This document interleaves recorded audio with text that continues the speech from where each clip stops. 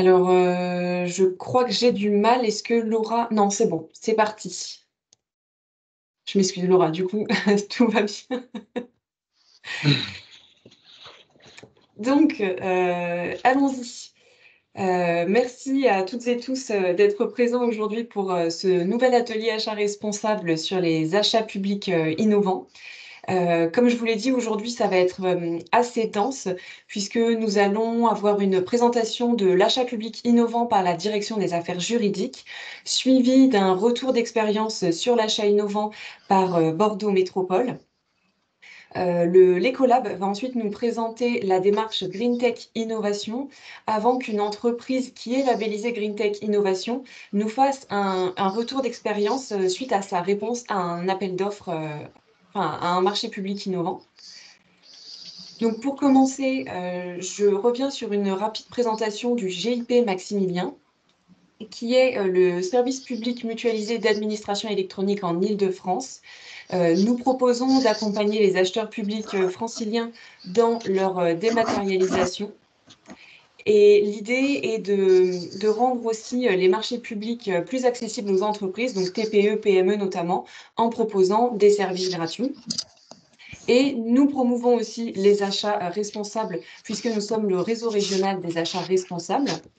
Alors j'y reviens, juste après. Alors pardon, il y a juste des micros qui sont allumés. Si vous pouviez les couper, pendant la présentation, ce serait formidable. Merci beaucoup.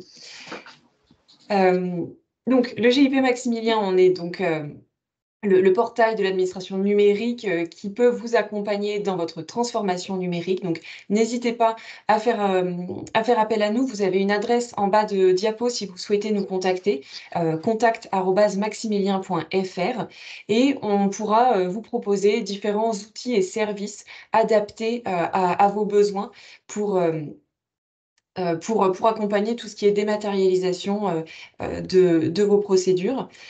Et en tant que, réseau régional des achats responsables, nous portons plusieurs missions de manière à vous accompagner à la fois sur le volet social et sur le volet environnemental de vos achats. Je vous invite à visiter notre site internet et notre page YouTube où vous trouverez de très nombreuses, ressources, notamment les replays des précédents ateliers, achats responsables comme celui d'aujourd'hui, avec des thèmes tels que le sourcing, l'économie de la fonctionnalité et de la coopération, l'indice de réparabilité, la programmation. Voilà, il y a beaucoup de sujets qui sont traités, donc n'hésitez pas à aller sur notre site internet, les retrouver. Vous pouvez aussi y trouver des boîtes à outils sur l'économie circulaire et comment l'intégrer dans différents segments d'achat. Et bien sûr, nous proposons des conseils via nos 2 guichets. Vous connaissez peut-être, déjà le guichet vert qui apporte un conseil, au niveau environnemental, pour tout type, d'acheteurs publics et nous avons aussi en Île-de-France le guichet régional des clauses sociales pour, vous accompagner dans l'insertion de clauses sociales et de considération plus généralement. Nous disposons aussi d'un espace d'échange sur la plateforme Rapide que vous connaissez probablement.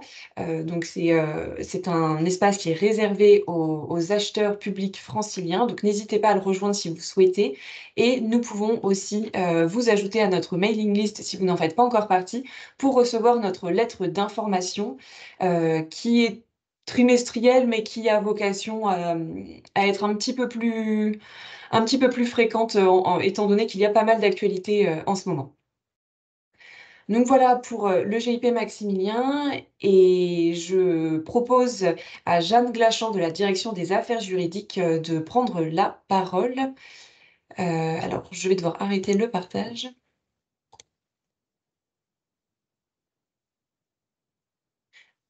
Jeanne, est-ce que je peux vous laisser partager votre écran du coup? Ce sera peut-être plus confortable? Alors par contre, je n'ai pas le son, je ne vous entends pas. Je considère le pouce comme un oui. Est-ce que maintenant vous m'entendez? Ou C'est toujours pas? parfait. OK, génial. Maintenant, deuxième épreuve, c'est le diaporama. Alors si je partage ça, normalement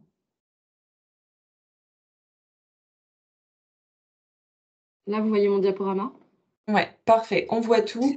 Donc, on vous laisse la parole et n'hésitez pas à noter vos questions dans le chat. On prendra un temps à chaque fin de présentation pour des questions. Super, bah, merci beaucoup. Alors du coup, je vais vous présenter un peu toute la partie, cadre juridique de l'achat public de solutions innovantes. Pour me présenter du coup, comme l'a dit Anaëlle, je m'appelle Jeanne Glachant, je travaille à la direction des affaires juridiques du ministère de l'économie et plus précisément au sein du bureau économie, statistique et technique de l'achat public, qui est notamment en charge de, l'Observatoire économique de la commande publique, donc l'OECP. Alors pour commencer un peu dans le dur, donc tout d'abord sur la définition de l'innovation qui nous est donnée par le code de la commande publique. L'innovation est définie à l'article L2172-3 du code de la commande publique qui dispose que sont considérés comme innovants les travaux, fournitures ou services nouveaux ou sensiblement améliorés. Il précise que le caractère innovant peut consister dans la mise en œuvre de nouveaux procédés de production ou de construction, d'une nouvelle méthode de commercialisation ou d'une nouvelle méthode organisationnelle dans les pratiques, l'organisation du lieu de travail ou les relations extérieures de l'entreprise.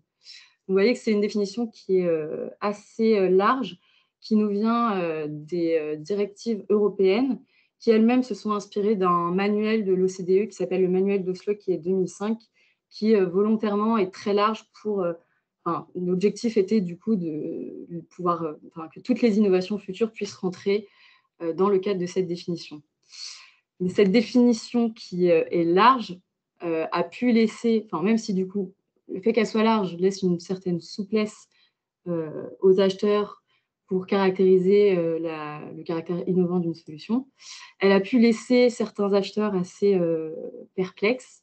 Et donc, dans le cadre des travaux du guide pratique de l'achat innovant de l'OECP de 2019, l'adage de Bercy ainsi que les contributeurs ont co-construit un faisceau d'indices qui correspond à une série de questions qui permet de s'interroger sur à la fois les caractéristiques de la solution innovante envisagée.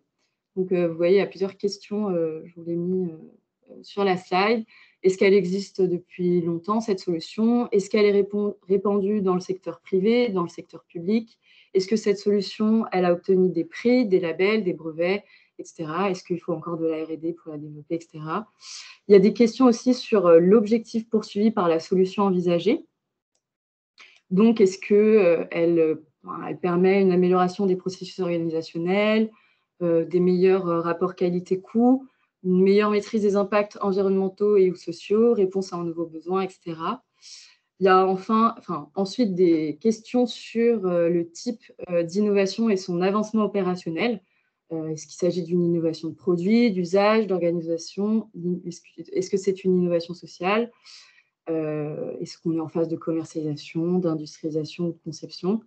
Et enfin, des questions qui portent sur l'entreprise, notamment de s'interroger si elle est intégrée dans un écosystème d'innovation, par exemple un incubateur, un pôle de compétitivité, etc. Est-ce qu'elle elle a un taux de R&D et de combien est-il? Est-ce que cette entreprise-là a obtenu des prix? Est-ce qu'elle est de création récente? Etc. Donc, c'est toute une série de questions qu'on invite les acheteurs à se poser lorsqu'ils sont en face d'une solution qu'ils souhaitent caractériser comme innovante. Et pour information, la direction des achats de l'État a produit un outil qui s'appelle l'InnovScore, qui reprend en grande partie les questions de ce faisceau d'indices et qui, à la fin, c'est un questionnaire qui, à la fin, vous donne un score indicatif qui permet un peu d'aider l'acheteur dans sa décision. Donc, une fois qu'on sait ce qu'est l'innovation dans la commande publique, pourquoi favoriser les marchés de solutions innovantes?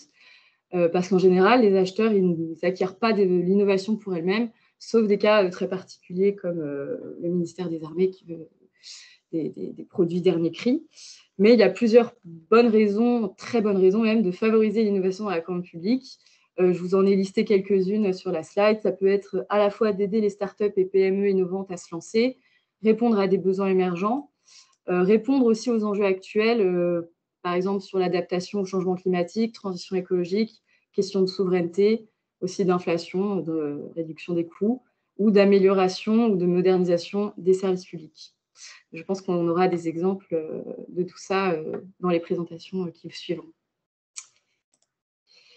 Et donc, comment favoriser l'innovation dans les achats de votre entité? En amont de tout achat, déjà, nous, on conseille aux décideurs pardon, de créer un cadre politique favorable qui peut passer, par exemple, par le fait de prévoir un axe de promotion d'innovation dans le SPASER, qui, je le rappelle, est obligatoire pour tous les acheteurs qui sont soumis au Code de la commande publique, pour lesquels le montant de leurs achats annuels des dépenses, non, le montant annuel des dépenses dépasse 50 millions d'euros. Et ce qui permet donc de faire passer à la fois un message aux prescripteurs, mais aussi aux acheteurs qui peuvent parfois être un peu frileux dans l'idée de se lancer dans l'achat de solutions innovantes.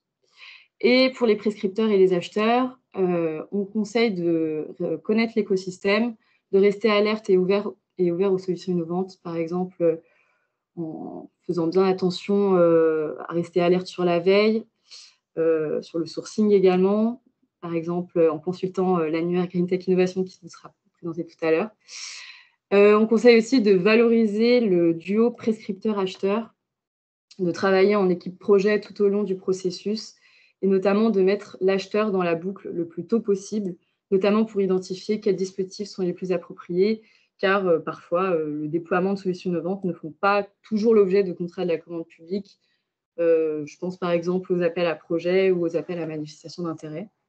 Et on conseille également de se faire accompagner par un juriste quand c'est nécessaire, et notamment lorsqu'il y a des questions de propriété intellectuelle, ce qui n'est pas rare du tout quand il s'agit de solutions innovantes. Et enfin, appliquer les bonnes pratiques en matière de TPE-PME. Donc, j'en ai mis quelques-unes, par exemple, diffuser une programmation achat, allotir le plus finement possible, faciliter la trésorerie, etc. Je vais vous présenter un peu les différents leviers, désolée, ça va faire peut-être un petit peu catalogue, mais je vais essayer d'aller vite et de ne pas trop vous noyer. Mais on a essayé de chercher un peu dans le code de la commande publique tous les leviers qui pouvaient être utilisés au service de cet achat innovant. Et là, je vais vous en présenter quelques-uns que je vais plus ou moins développer, mais qui, dans tous les cas, sont détaillés dans le guide à paraître de l'achat public de solutions innovantes de l'OECP, dont je vous parlerai un peu plus tout à l'heure. Donc, tout d'abord, au stade de la définition du besoin, il peut être pertinent de définir son besoin de façon fonctionnelle et non pas de prescrire précisément les moyens techniques à mettre en œuvre, mais plutôt les performances à atteindre dans un cadre donné. Par exemple, d'écrire de façon fonctionnelle son besoin, ça peut être d'indiquer qu'un tissu doit pouvoir sécher en 4 heures à telle température, et non pas de décrire en quel matériau il doit être fabriqué.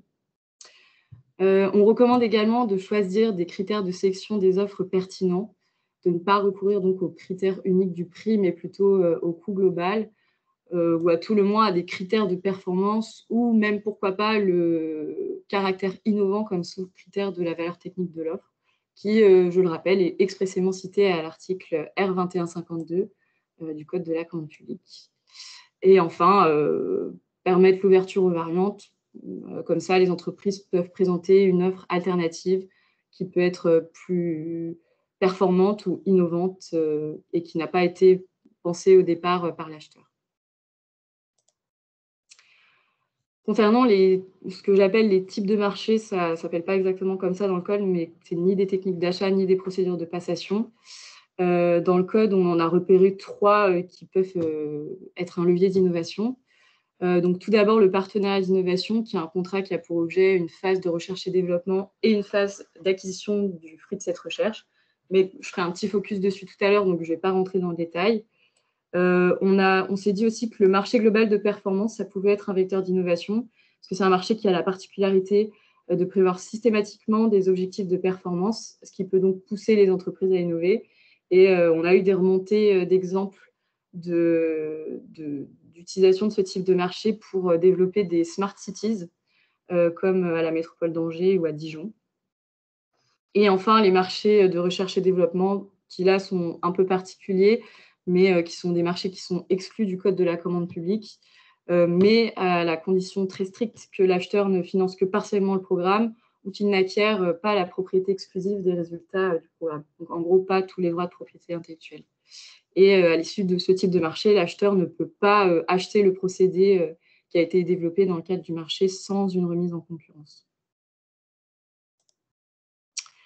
Concernant les techniques d'achat qui peuvent être utilisées, de notre côté, on a repéré l'accord cadre à marché subséquent qui peut être pertinent, notamment pour les achats répétitifs ou susceptibles d'évolution technologique, vu qu'il donne la possibilité à l'acheteur de ne pas définir de manière très, très précise à l'avance les règles qui encadreront le choix du prestataire. Ensuite, le système d'acquisition dynamique, c'est un peu le même principe, sauf que là, ça va être des entreprises qui potentiellement proposent des solutions innovantes qui vont pouvoir se rajouter tout au long de la durée du système d'acquisition dynamique. Et puis le concours qui, par définition, a pour raison d'être de stimuler la créativité et de faire émerger des nouvelles idées, donc qui peuvent permettre de créer de l'innovation. Et ensuite, sur les procédures de passation, comme vous le voyez, il y en a plusieurs, dont le dispositif moins de 100 000. Je ne vais pas toutes les commenter, et puis c'était juste pour vous montrer qu'il y avait plein de possibilités en fonction des montants. Après, je ferai un focus notamment sur le moins de 100 000, mais c'était aussi pour souligner que la procédure avec négociation, également le dialogue compétitif, peuvent être utilisés lorsque le besoin consiste en une solution innovante. Donc, ça peut être des procédures de passation qui peuvent, ça peut être utilisé dans ce cadre-là. Donc, ça permet une plus grande souplesse que de passer par un appel d'offres classique, au-dessus des seuils en tout cas. Donc, sur les moins de 100 000, sur le dispositif achat d'innovation en moins de 100 000, c'est un dispositif qui existe depuis une expérimentation prévue par un décret de décembre 2018 et qui a ensuite été pérennisé et codifié à l'article R 2122-9-1 du Code de la commande publique et qui donne la possibilité à l'acheteur de passer un marché sans publicité ni mise en concurrence pour des travaux, fournitures et services innovants qui répondent à un besoin et dont la valeur estimée est inférieure à 100 000 € hors taxes. Cette procédure donc, qui permet d'éviter une mise en concurrence, elle peut être super pertinente pour tester une solution innovante à petite échelle ou alors pour acquérir une solution innovante d'un faible montant. Ce qui est bien, c'est qu'aucune procédure particulière n'est à suivre, même si de notre côté, on vous conseille de conserver une trace des démarches préalables que vous avez effectuées pour apprécier justement le caractère innovant de la solution retenue. Et évidemment, je rappelle qu'il faut quand même toujours veiller aux principes des droits fondamentaux de la commande publique, à savoir choisir une offre pertinente, faire une bonne utilisation des deniers publics et ne pas contacter systématiquement avec un même opérateur lorsqu'il existe une pluralité d'offres qui sont susceptibles de répondre à son besoin. Voilà sur le moins de 100 000. Voilà, c'est pas très compliqué finalement. Sur le partenariat d'innovation, qui entraîne aussi pas mal d'interrogations et de peurs, je vais vous présenter assez rapidement comment ça fonctionne. Il est défini tout d'abord à l'article L 2172-3 du Code de la commande publique. Comme je vous l'ai dit tout à l'heure, donc c'est un contrat qui a pour objet de la recherche et développement et ensuite l'acquisition ultérieure si les travaux, si l'issue des travaux correspond au niveau d'exigence de l'acheteur. Et une autre des conditions pour l'utiliser, c'est qu'il faut qu'aucune solution ne puisse répondre aux besoins de l'acheteur. Donc là, je vous ai mis un peu les différentes étapes principales du partenariat d'innovation.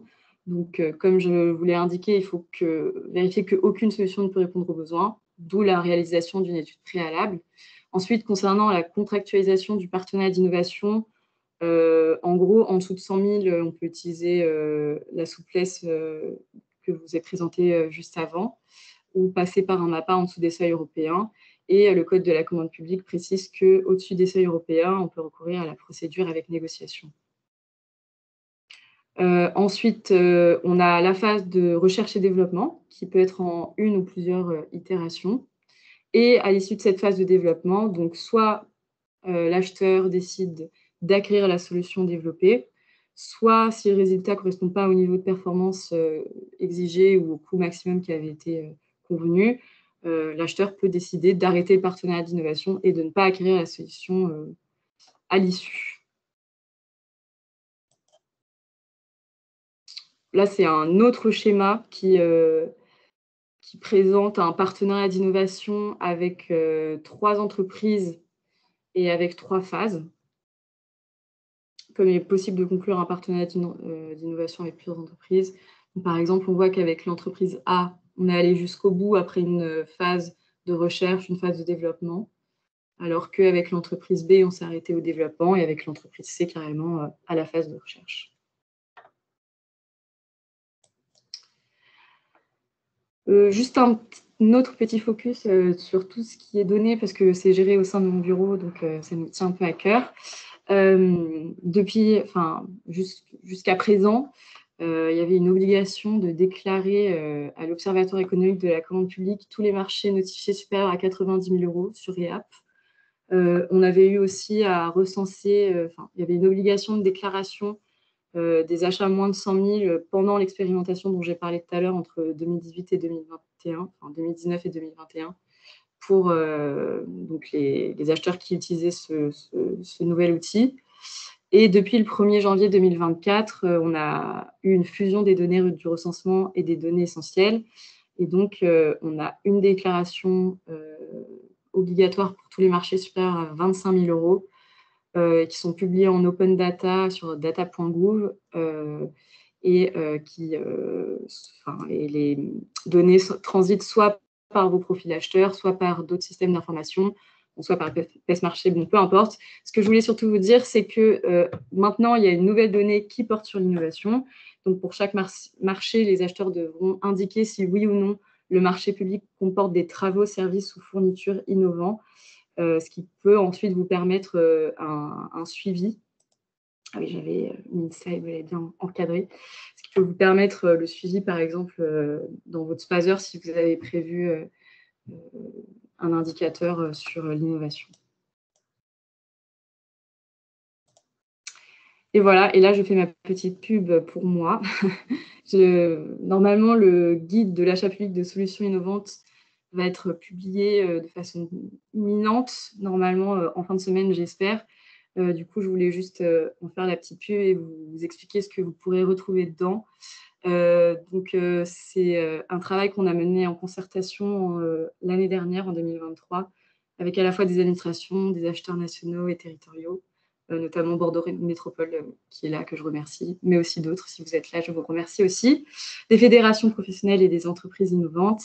Et vraiment, dans ce guide, on a vraiment voulu faciliter l'appropriation de l'innovation pour toute la chaîne achat, montrer que l'innovation contribue à la mise en œuvre des politiques publiques, notamment environnementales, mais aussi sociales et économiques, que ça ne concernait pas que des achats spécialisés, très techniques ou de très gros montants. C'est pour ça qu'on a ajouté de nombreuses illustrations.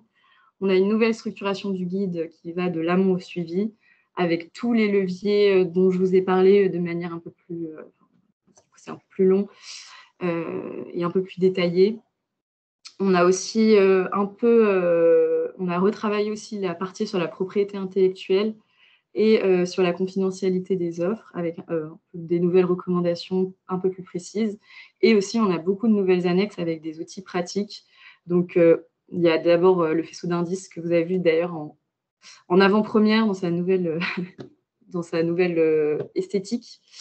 Mais on a aussi maintenant en annexe un arbre de décision de la procédure à mettre en œuvre.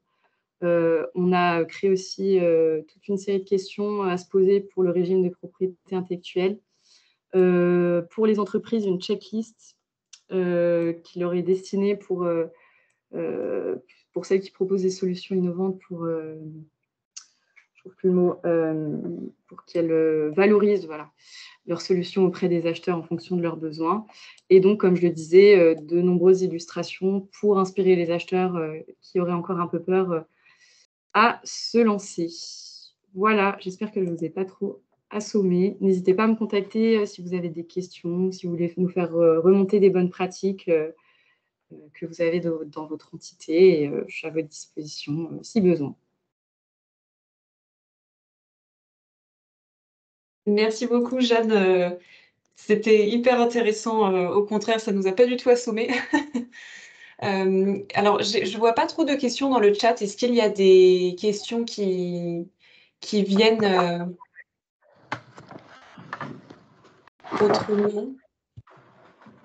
En attendant, Jeanne, vous avez parlé d'un outil qui s'appellerait InnovScore. Où est-ce qu'on peut le trouver et est-ce qu'il est en version numérique ou plutôt... Enfin, est-ce que c'est un outil numérique type Excel ou est-ce que c'est plutôt une liste de questions, par exemple? Non, c'est un questionnaire style Google Form, mais avec un outil de notre ministère qui s'appelle Galileo. Et je vais vous mettre le lien dans le chat. Hop. Merci. Alors, je vois une question sur, sur les JEI. J'espérais pouvoir y échapper. C'est un ajout qui pose des difficultés juridiques qui sont toujours en cours d'examen en ce moment. Donc, j'ai préféré ne pas en parler pour l'instant.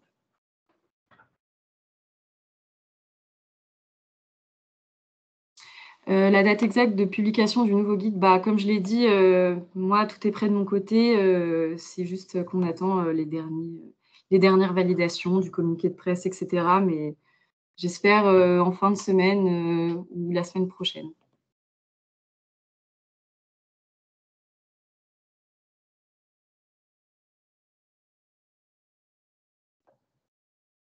Ok, si on n'a pas d'autres questions...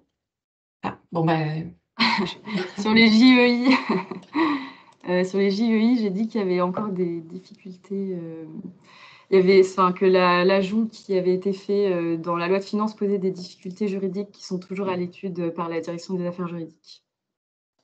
Y a-t-il des marchés pour les entreprises ESUS? Est-ce que vous pouvez préciser votre question? Les ESUS, en théorie, peuvent, si elles proposent des solutions innovantes, peuvent par exemple passer par les dispositifs moins de 100 000 sans problème.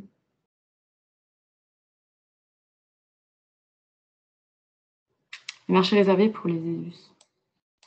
Bon, c'est pas tout à fait le sujet. On a un autre guide, le guide sur les aspects sociaux de la commande publique, et il y a toute une partie sur les marchés réservés, donc n'hésitez pas à aller le consulter. Sous quelle forme la DAGE va préciser sa position sur la GEI? Bah, je peux pas vraiment vous répondre, rien n'est stabilisé pour l'instant.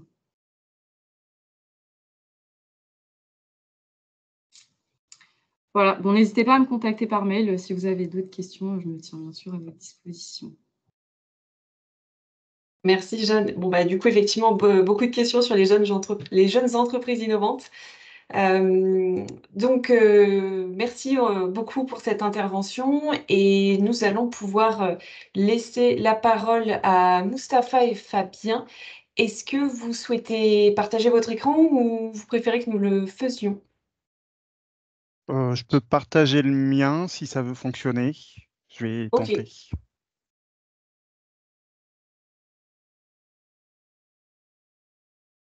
Alors normalement, on devrait être bon. c'est Oui. parfait.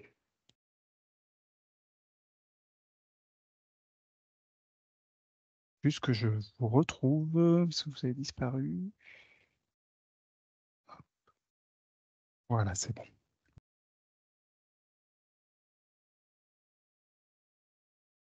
Pour le coup, on vous propose voilà, un petit retour d'expérience du dispositif achat innovant moins de 100 000 globalement, parce que c'est le dispositif qu'on utilise le plus à Bordeaux Métropole sur les achats innovants.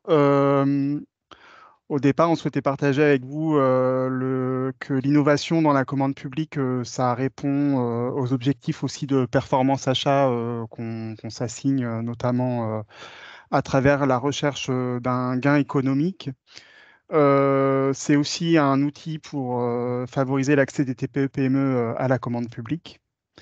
Et derrière, on retrouve aussi des soucis de performance à la fois sociale et environnementale et un outil à favoriser l'innovation également au sein de notre territoire et de notre commande publique. Au départ, en fait, on est parti d'un double constat qui est d'une part que les TPE-PME globalement, en tout cas, elles expriment avoir peu accès à la commande publique et au marché public, notamment puisqu'elles disent qu'il y a peu d'informations sur la possibilité de contracter avec le public. Elles connaissent pas forcément en fait tous les vecteurs qui permettent, les plateformes qui permettent d'accéder à la publication des marchés, elles savent pas, enfin, elles sont parfois un peu perdues face à la multiplicité des plateformes acheteuses qui existent.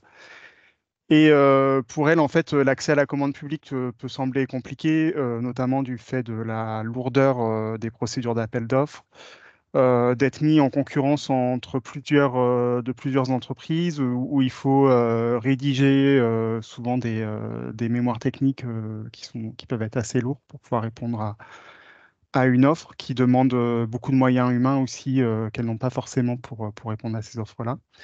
Et puis, en tout cas, pour des gros acheteurs tels que la métropole et la ville de Bordeaux, puisqu'en fait, je suis en train de penser que j'ai oublié de me présenter. En fait, je suis acheteur en charge des achats responsables à la métropole et on est service commun aussi pour la ville de Bordeaux. Donc, on va passer les achats des deux entités. On est sur des volumes d'achats qui sont quand même assez conséquents et souvent les TPE-PME, elles ont une capacité qui reste limitée pour atteindre les montants de nos marchés publics. Et puis souvent aussi, elles peuvent constater une sorte de frilosité pour les acheteurs publics d'acheter des solutions innovantes, parce qu'il y a une part d'incertitude qu'on n'est pas forcément tous prêts à franchir dans le cadre de ces types d'achats-là. Et après, nous, on est parti, enfin, en fait, quand on échange, alors nous, au sein de notre réseau d'acheteurs qui est 3R, on constate que les acheteurs publics, ils ont des difficultés quand même à avoir recours aussi à des solutions innovantes parce qu'ils n'arrivent pas à appréhender ben, quel est le panel de solutions qui existe en face de nous. Et puis, ils n'arrivent pas non plus à discerner quelle est la consistance des solutions qui leur sont proposées. Enfin, en fait, nous, on a la chance d'avoir des services opérationnels qui arrivent aussi comment dire, à étudier les solutions qui sont proposées et nous dire si elles vont dans le sens de leurs besoins ou pas. Mais en fait, des collectivités peut-être plus petites n'ont pas forcément cette capacité à analyser les solutions qui leur sont proposées. Et après, on était parti avant le décret de Noël sur le fait qu'il y avait peu d'outils juridiques et contractuels qui semblaient adaptés aussi à l'acquisition de ces solutions. Voilà, il y avait le marché R&D, le partenariat d'innovation, les marchés de services standardisés, mais on est souvent sur des procédures qui peuvent être assez complexes, parfois avec une issue incertaine, et que en fait à la fois les services acheteurs et les directions opérationnelles ont des difficultés à vouloir appréhender et vouloir enclencher de la part de toutes ces incertitudes-là. Je ne vais pas revenir après. Ah ben non, il n'y avait pas. J'avais deux diapos sur les solutions juridiques, mais comme ça a été présenté par l'adage, il n'y a pas besoin de le faire. Et pour le coup, on va passer sur le faisceau d'indices. Alors, Moustapha El Ouajidi, je suis directeur adjoint en charge des achats pour Bordeaux Métropole, la ville et le CCAS, comme vous l'avez expliqué Fabien. Donc, nous, on part sur, effectivement, on utilise l'outil méthode du faisceau d'indices fourni par l'adage. On a aussi intégré cet axe dans notre spazer. C'est un axe très fort, l'innovation par la commande publique. Donc, on a un soutien aussi de nos élus qui nous pousse à expérimenter. Donc, ça aussi nous donne la latitude de le faire. On a contractualisé une 50aine d'achats innovants et comme le préconise l'adage, on a une vision souple du dispositif. L'innovation, elle peut être qualifiée de sociale, environnementale, de rupture, incrémentale, commerciale, technique. Voilà, donc c'est très très large.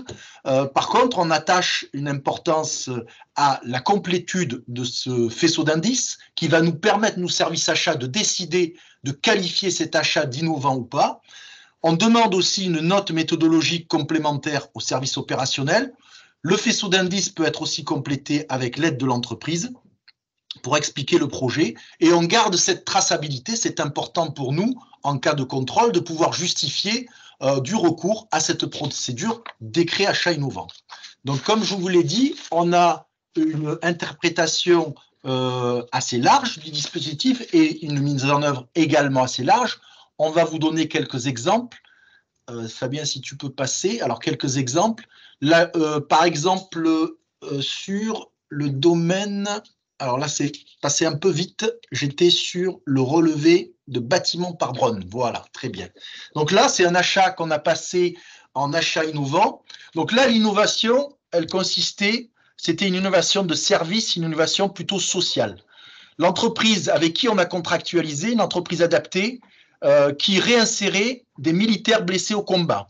Le créateur de cette entreprise lui-même a subi un choc post-traumatique. Il a eu un accident d'hélicoptère en mission à l'étranger et à son retour, après avoir fait une période de rééducation, il a décidé de créer cette entreprise et il propose cette prestation de relevé par drone et on a qualifié cet achat d'innovant sur la base de l'innovation sociale, de réinsertion de personnes qui ont été blessées au combat. Donc, vous voyez, l'interprétation de l'innovation sociale et de l'achat innovant est assez large, puisque comme nous l'avons appliqué dans ce cas-là.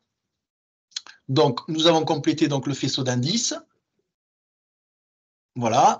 Donc, même s'il y avait quand même un avantage compétitif pour la collectivité à contractualiser sur ce mode de relevé, notamment en termes de réduction de coûts sur les relevés de surface, sur la prise de mesure et aussi la réduction par 2 des délais de réalisation. Voilà. Mais effectivement, nous avons quand même qualifié l'achat d'innovant sur la base de l'innovation sociale, puisque les entreprises, comme vous l'a dit, étaient en réadaptation sociale, les militaires qui ont travaillé sur ce marché. Voilà. Donc ça, c'est sur le relevé par drone. Un autre exemple, le broyage des déchets verts. Donc cet achat qu'on a qualifié d'innovant, ça s'est fait sur la base de la démarche d'innovation de rupture, car c'est un service qui n'était pas proposé actuellement aux habitants, et aussi sur la base d'une démarche d'innovation d'usage qui consiste notamment à promouvoir la valorisation des déchets végétaux auprès des habitants. Pour la collectivité, c'était un gain aussi pour la réduction à la source des déchets. Donc, c'était un intérêt aussi économique pour la collectivité. Cette solution était existante, mais elle était assurée par des entreprises privées de manière payante. Donc voilà, ça a visé à l'amélioration de la qualité d'un service via une gestion de proximité contre un traitement plus industriel. Donc voilà une autre typologie d'achat innovant, broyage des déchets végétaux en porte-à-porte. Voilà, donc quelques éléments du faisceau d'indices. Faire du déchet vert une ressource pour les jardins, la valorisation in situ des végétaux pour éviter le transport des déchets, l'innovation de rupture, comme je vous l'ai expliqué, création d'un service nouveau pour les habitants, car le service était inexistant. Alors, ce marché a fait l'objet d'une expérimentation, et comme ce marché a bien fonctionné, nous l'avons déployé via un marché réservé, et ce sont des structures d'insertion par l'activité économique qui se sont positionnées pour donner ce service, déployer ce service sur toute l'agglomération. Voilà. Un cas concret après de déploiement suite à une expérimentation sur le décret achat innovant. Un autre exemple sur le recyclage des EPI en isolant. Là, effectivement, nous avons une problématique, notamment sur les EPI en fin de vie. Nous ne savions pas quoi en faire. Beaucoup partaient à l'incinération. Donc, on a travaillé avec une structure qui était capable, notamment sur des produits en coton, des t-shirts, etc., qui sont mis à la disposition de nos agents de collecte ou des agents de voirie. Cette entreprise peut défibrer en fait la matière pour en faire soit un fil, soit pour des matières moins nobles pour en faire de l'isolant qui peuvent servir pour isoler des maisons ou des bâtiments. Donc là, effectivement, l'innovation était dans le domaine de l'économie circulaire. Voilà, qui permet une maîtrise des impacts environnementaux via du réemploi notamment. Voilà pour cet exemple. Donc voilà la complétude du cahier des du faisceau d'indices, pardon. Voilà. Alors, un nouvel exemple, je vais laisser Fabien le présenter, sur l'étude de gisement et d'opportunités pour le développement de filières d'assainissement écologique sur les territoires métropolitains. Oui, c'est le dernier exemple qu'on vous propose. Pour le coup, on est plutôt sur un achat innovant prestations intellectuelles. En fait, à travers cette étude-là, l'idée, c'est de pouvoir diminuer les coûts de gestion des impacts de tout ce qui est traitement d'assainissement conventionnel sur le territoire de la métropole, afin de rechercher un meilleur impact environnemental, puisque on le sait bien, l'eau qu'on utilise pour évacuer nos urines, nos excrétas, c'est de l'eau potable, donc il y a quand même un sujet par rapport à la gestion de l'eau. On était sur une structure qui a une convention avec un centre de recherche et développement, notamment l'IR et l'INRAE. Et à travers cette étude-là, on propose aussi une innovation de rupture sur l'assainissement et la gestion des matières organiques, puisqu'en fait, l'idée, c'est de pouvoir réutiliser l'objet de l'étude, en fait, c'est de pouvoir voilà, étudier une opportunité de gisement de réutilisation des urines et des excrétas sur les territoires de la métropole comme engrais pour l'agriculture. Donc, à travers ça, c'est à la fois identifier quelle est la quantité de gisement dont on dispose et de pouvoir après avoir une idée aussi de la surface, en tout cas de la quantité de réceptacles qu'on peut avoir sur les activités à la fois agricoles et viticoles du territoire et en dehors de la métropole.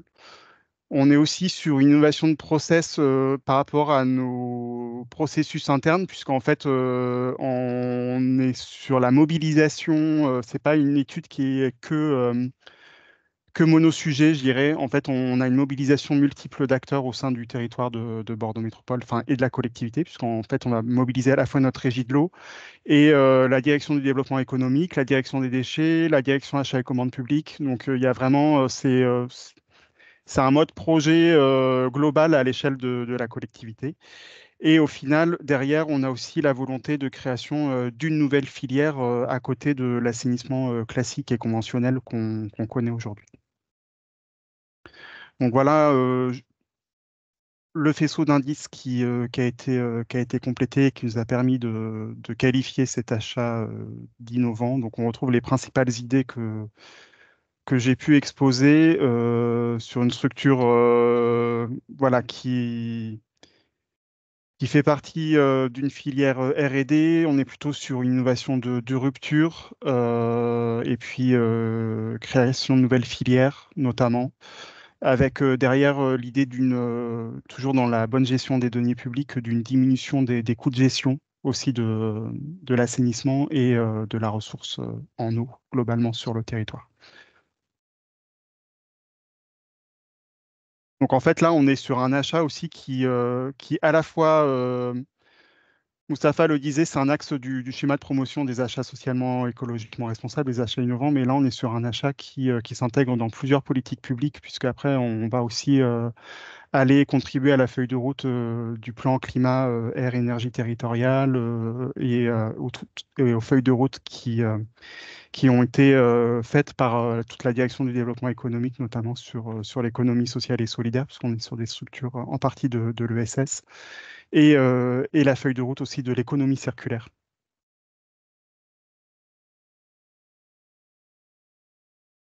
Et Moustapha, là, c'est à toi. Oui, le dispositif achat innovant à Bordeaux Métropole. Donc effectivement, on a été proactif parce que très tôt, on a été associé au travail avec l'ADAGE, notamment sur l'élaboration du premier guide. Mon prédécesseur avait contribué fortement. Donc on a été dès le départ, dès la sortie du décret, dès 2019, on a passé nos premiers achats innovants. On a à peu près une cinquantaine d'achats pour Bordeaux Métropole et Ville de Bordeaux dans tous les domaines d'activité: mobilité, déchets, espaces verts, objets promotionnels, voirie, bâtiments, logistique, numérique et d'autres. Hein. Donc voilà, c'est très large, ça touche toutes les directions opérationnelles, c'est assez transversal. Ensuite, donc 99% des achats innovants attribués à des TPE, PME locales ou régionales. Donc c'était un peu plus d'1,5 million notifiés depuis 2019. Et pour nous, c'est un levier d'expérimentation avant déploiement d'une solution pérenne, comme nous l'avons vu sur l'exemple des broyages des déchets chez l'habitat en porte-à-porte, des végétaux, pardon. Un point de vigilance tout particulier dans la rédaction du contrat en matière de R&D, notamment pour bien veiller à protéger les intérêts de la collectivité. Nous, on se fait accompagner par nos collègues de la direction juridique en interne pour justement toutes les rédactions de clauses de propriété intellectuelle. Nous avons développé, avec l'aide d'un laboratoire, un masque biosourcé biodégradable. Là, on a dû intégrer des clauses pour préserver les intérêts de la collectivité dans le développement de ce produit. Voilà un peu. Donc, on attire votre attention là-dessus, de bien caler sur des marchés où il y a de la prestation intellectuelle, voilà, des clauses de propriété intellectuelle pour préserver les intérêts de la collectivité. Voilà. Ensuite, comme on l'évoquait tout à l'heure, parfois il y a une difficulté à avoir connaissance des solutions innovantes qui peuvent être proposées face aux acheteurs publics. En fait, nous, on actionne principalement deux outils. Le premier, c'est via la French Tech Bordeaux, qui fait partie de notre gouvernance du SPASER, donc qui est un partenaire fort pour la métropole et pour la ville de Bordeaux. On organise 2 demi-journées par an. On fait des B2B en direct avec des adhérents de la French Tech Bordeaux pour qu'ils nous présentent leurs solutions. Ensuite, à l'issue de ces B2B ou pendant les B2B, en fait, comme au service achat aussi, on a une vision claire de la structuration de nos organisations. On les oriente directement vers les services qui sont les plus adaptés à leurs solutions pour qu'ils puissent croiser si la solution répond à un besoin potentiel qu'on peut avoir à la métropole et pour lequel on n'aurait pas à ce jour identifié une solution disponible. Donc ça peut nous arriver comme ça d'aboutir à un marché innovant à l'issue de certains de ces rencontres-là. Et après, une fois par an, l'agence de développement économique de Nouvelle-Aquitaine organise un salon des achats inversés qui s'appelle Néo Business en Nouvelle-Aquitaine. Et donc, en fait, on participe à cette journée d'échange, enfin, à ce salon. On rencontre quasiment cette année, on a rencontré plus d'une cinquantaine d'entreprises au cours de cette journée. Donc là, pareil, ça permet d'identifier des solutions d'entreprises du territoire et de voir si, après, derrière, dans une mise en contact, si elles peuvent répondre à des besoins qu'on peut avoir à la métropole.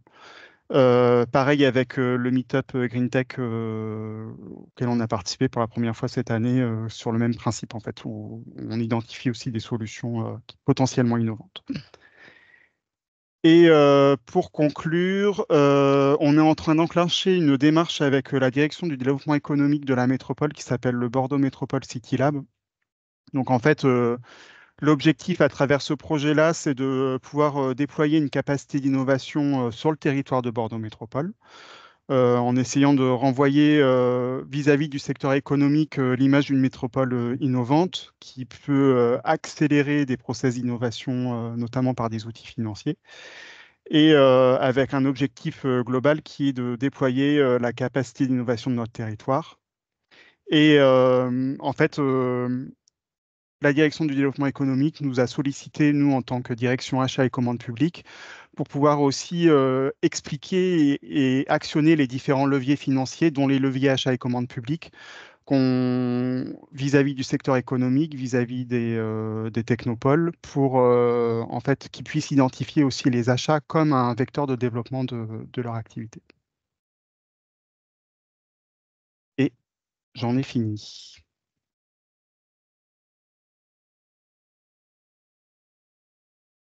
Je ne sais pas si ça a soulevé des questions.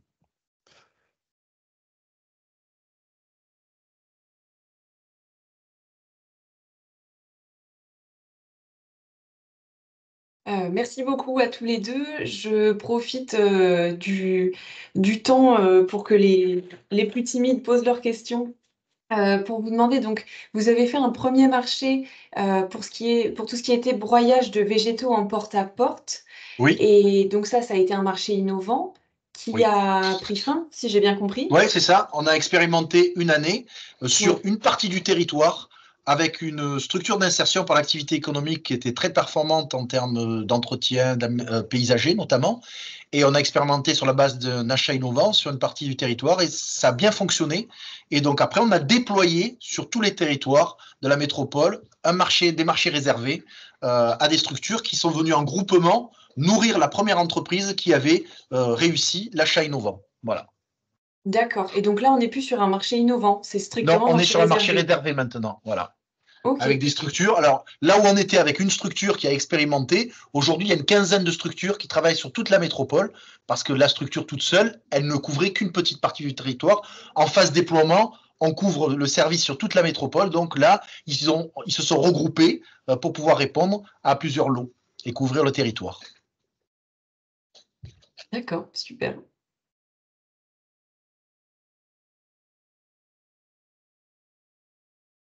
Erika, ton micro est coupé. Oui, j'avais une question pour Moustapha ou Fabien concernant, la durée des marchés et est-ce que, un titulaire sur un marché innovant peut être renouvelé, par exemple? Parce que je sais que sur certains, par exemple, les marchés réservés, j'ai en tête marché réservé ESS très encadré et voilà, et ça a ses limites, hein, donc je sais pas si dans ce cas de figure, Alors nous, l'expérimentation, clairement, en général, ça dépend de la prestation à réaliser. Il y a un montant aussi financier, hein, c'est 100 000 €, pas plus, hein. Donc là, sur le broyage des végétaux, ils ont eu 1 an pour expérimenter. On a été au maximum de l'enveloppe prévue par le décret, 100 000 €. Et ensuite, on a fait le point, le bilan, et après, on a déployé des achats via des marchés réservés, qui eux, par contre, sont des marchés sur plusieurs années, sur 4 ans, 1 an renouvelable 3 fois, qui permettent d'avoir de la visibilité et de couvrir sur tous les territoires. On a fait 3 lots sur le territoire, 3 marchés réservés. c'est très intéressant. C'est vraiment très, très vertueux là. En fait, c'est rare qu'on dépasse 1 an sur Oui. les Ouais, marchés OK. innovants parce qu'en fait, comme je le disais, nous, on a des besoins financiers qui sont très importants. Donc, en fait, ce qu'exprimait Moustapha, on arrive facilement au maximum en 1 an du dispositif. Et après, on est obligé de renouveler sur un autre dispositif parce qu'on a passé le marché innovant une fois, mais on ne peut pas faire un marché innovant identique en permanence. OK, merci.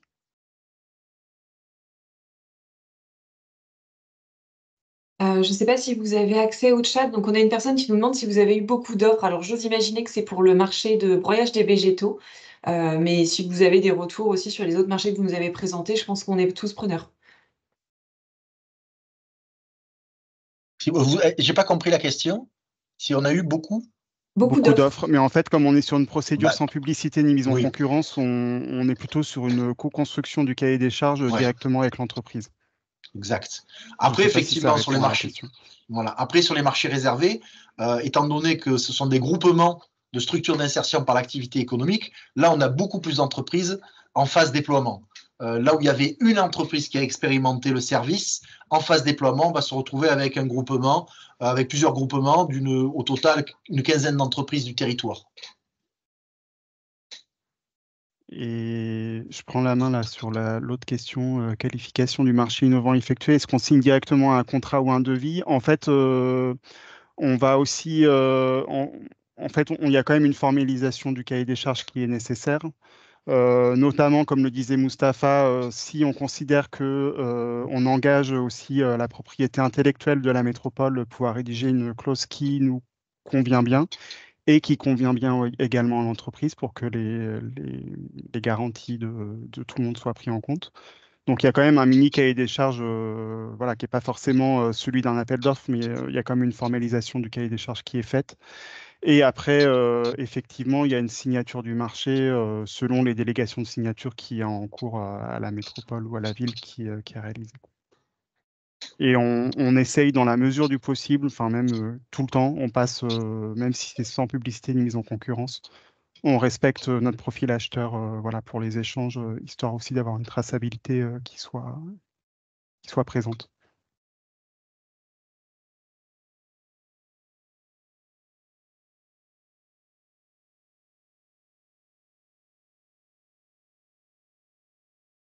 Et pour le coup, non, il n'y a pas de notation. Par contre, j'ai pas compris la question. Comment trouvez-vous le partenaire et les bornes du projet innovant? Est-ce que vous pouvez préciser votre question, s'il vous plaît?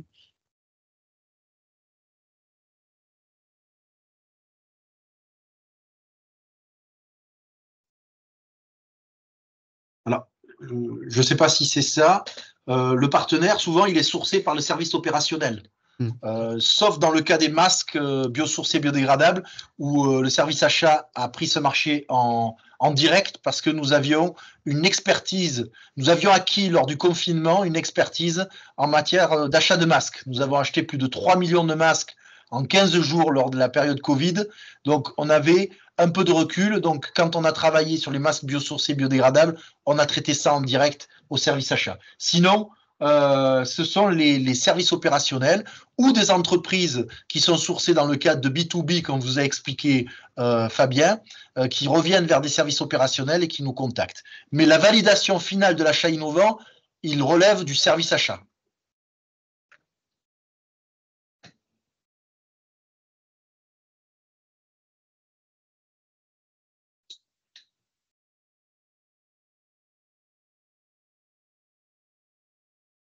Est-ce qu'on a envisagé de passer par l'article L2512-5 du Code de la commande publique, prestation de services liées à la recherche et développement plutôt que le marché innovant? Tu veux répondre, Mousse? Alors là, nous, on n'utilise pas cet article, je vous le dis de suite. Nous, on est sur le décret achat innovant. Partenariat d'innovation, on va prochainement en lancer un. J'ai été sollicité là, par la direction du numérique, mais pour l'instant, nous, on n'est que sur le décret achat innovant.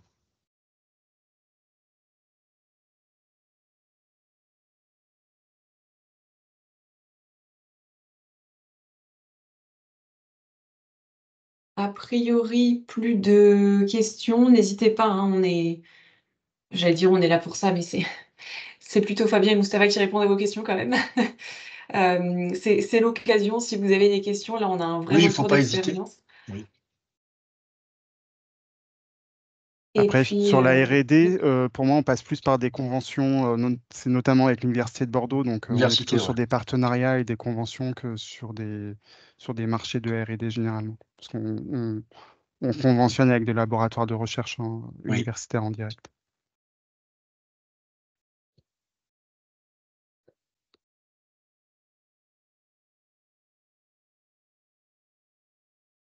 si on n'a pas plus de questions, je vous propose qu'on passe à la prochaine intervention. Et si c'est toujours comme ça, la petite question qui arrive en cours de route. Je vous laisse, oui, je vois que vous le lisez, je vous laisse me répondre.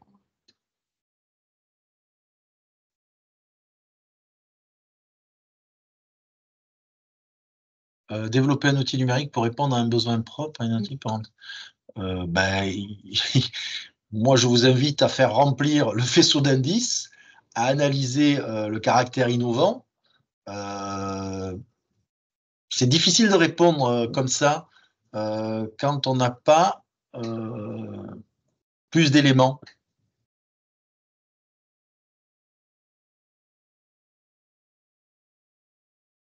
Les outils numériques, il en achète.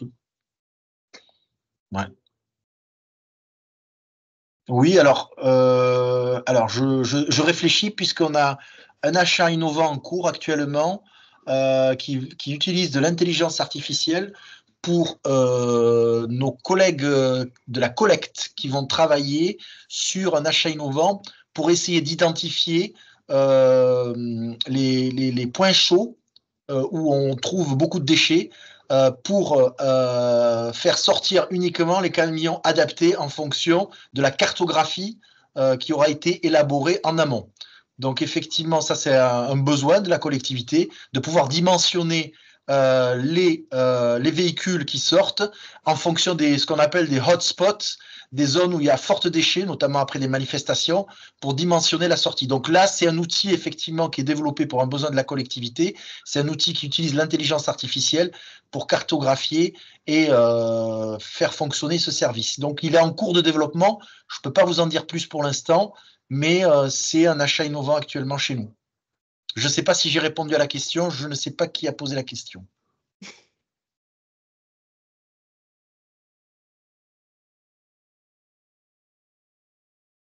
Parfait. Merci. Super. Et du coup, oui, le webinaire sera bien sûr disponible. On enregistre et on vous enverra le lien dès que ce sera publié sur notre site internet.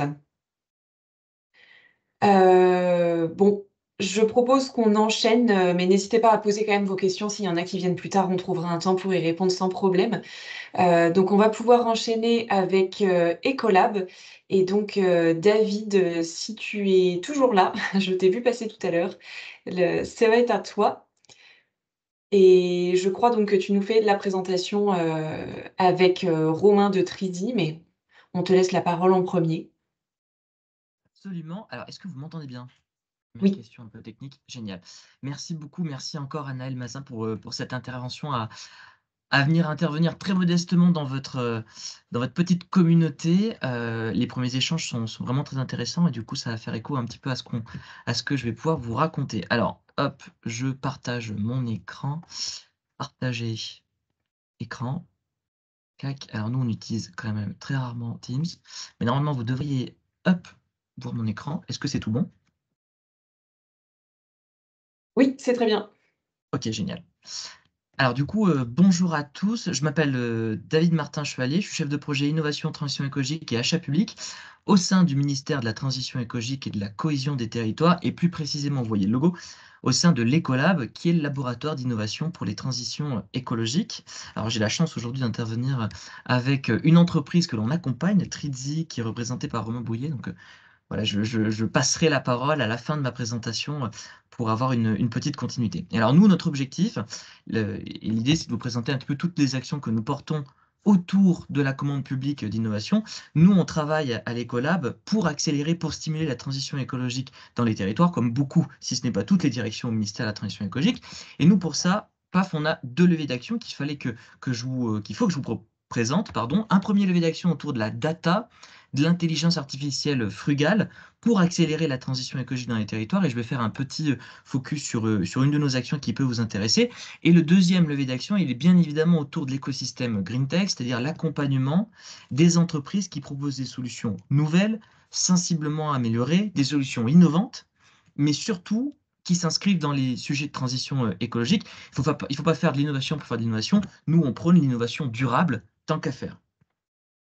Alors, juste sur la côté data et intelligence artificielle frugale, on porte par exemple un appel à projet qui peut vous intéresser, qui est l'appel à projet démonstrateur d'IA frugale, bien évidemment, au service de la transition écologique dans les territoires, qui a pour objectif de financer l'utilisation en conditions réelles de technologies d'IA, en conditions réelles, j'accentue là-dessus, pour améliorer les services publics territoriaux avec la transition écologique. Donc, c'est opéré par la Banque des Territoires et c'est piloté par notre équipe, l'Ecolab, pour justement faire émerger ces démonstrateurs. Alors, là, la deuxième vague de candidatures est clôturée, mais l'annonce des lauréats va être faite dans peu de temps, donc vous allez pouvoir avoir des retours d'expérience, contacter les collectivités qui ont décidé d'utiliser de l'intelligence artificielle frugale pour faire de la logistique urbaine durable, pour faire de la participation citoyenne, etc., etc. Et puis au-delà de ça, il y a une communauté des acteurs de l'IA, c'est comment on utilise la puissance de calcul, la donnée et l'IA pour justement accélérer, avoir des indicateurs et accélérer la transition écologique dans les territoires. J'ai très peu de temps, c'est sportif ma présentation, donc je ne peux pas vous donner plus d'informations, mais vous retrouvez toutes les informations sur notre site internet, GreenTech Innovation, et puis vous avez l'adresse mail générique. Alors David, juste, prends ton temps, t'inquiète pas, en fait, on C'est a vrai? pas mal de finalement, ça va, quoi. Je Finalement, peux au faire niveau un peu de voix timing, ça sportive? va. C'est génial. Merci. Donc ça, c'était sur le premier levier d'action. Et puis, on développe, nous, des indicateurs, par exemple, pour aider et outiller les collectivités territoriales dans leurs grands enjeux de transition écologique. Mais je passe assez vite parce que le cœur de notre sujet aujourd'hui est autour de l'écosystème GreenTech en France. Alors nous, notre rôle, c'est justement d'animer cet écosystème de structures qui accompagnent de près ou de loin les entreprises innovantes et durables. Donc on a monté un comité GreenTech qui réunit l'ADEME, BPI, l'AFNOR, la French Tech, par exemple, qui accompagne ces entreprises-là pour mutualiser nos pratiques, c'est important. Et puis au-delà de ça, on travaille avec, ou on a dans notre scope, des investisseurs à impact, où on fait le lien avec cet écosystème GreenTech et nos GreenTech Innovation, et puis des incubateurs, par exemple. On a monté un réseau national des incubateurs GreenTech, que je vais vous présenter juste après, pour justement faire communauté entre toutes ces structures publiques et privées qui accompagnent les porteurs de projets. Mais on travaille effectivement avec d'autres collectivités territoriales, avec des acheteurs publics au sens large, et des startups et des PME, bien évidemment. Alors, clac, juste une slide sur le réseau national des incubateurs Green Tech, parce que en région Île-de-France, notamment, on a pas mal d'incubateurs Green Tech. Donc, c'est un réseau où on a une trentaine, maintenant on est monté à 35, 36, et de nouveaux arrivants, pardon, il y a quelques jours, de structures publiques et privées qui accompagnent des porteurs de projets intéressants sur pas mal de thématiques de la transition écologique. Et cette communauté, elle permet voilà, d'avoir un espace d'échange, d'action collective, de dynamiser justement les relations entre les structures d'accompagnement et puis accroître les synergies, mutualiser notre accompagnement. Parmi tous ces incubateurs, vous allez trouver finalement des solutions qui sont très souvent tournées vers la transition écologique et qui sont innovantes, donc intéressantes dans le cadre de vos marchés d'innovation.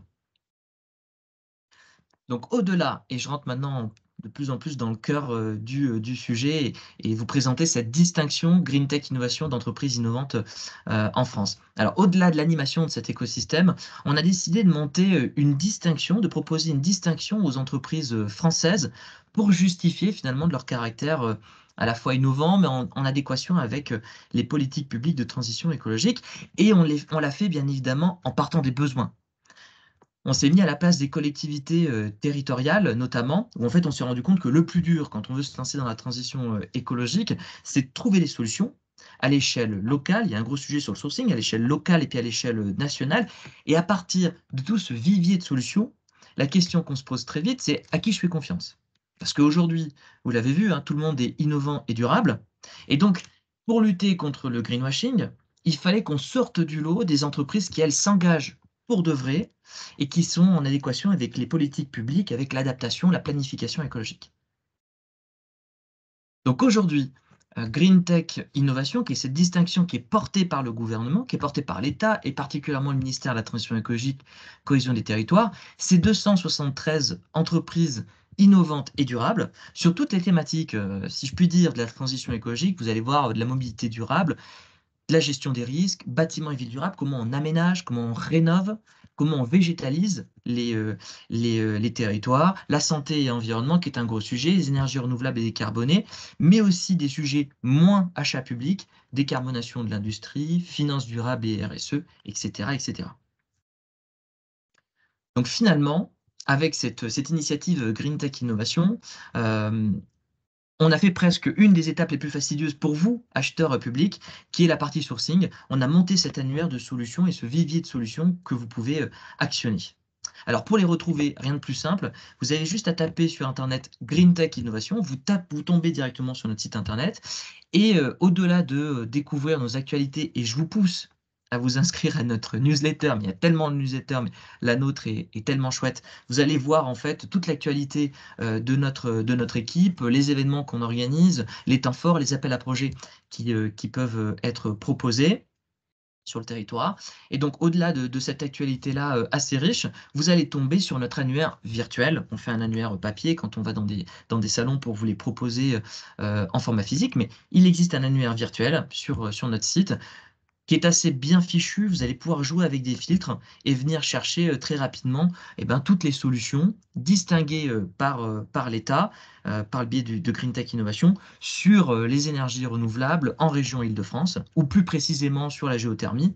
Et donc, vous allez tomber sur une fiche à chaque fois descriptive pour chaque entreprise, avec description du projet, description de l'entreprise, les soutiens, des contacts directs, etc., etc. Et pour certains, des références de clients privés et publics qui sont de tiers de confiance pour vous. Clac.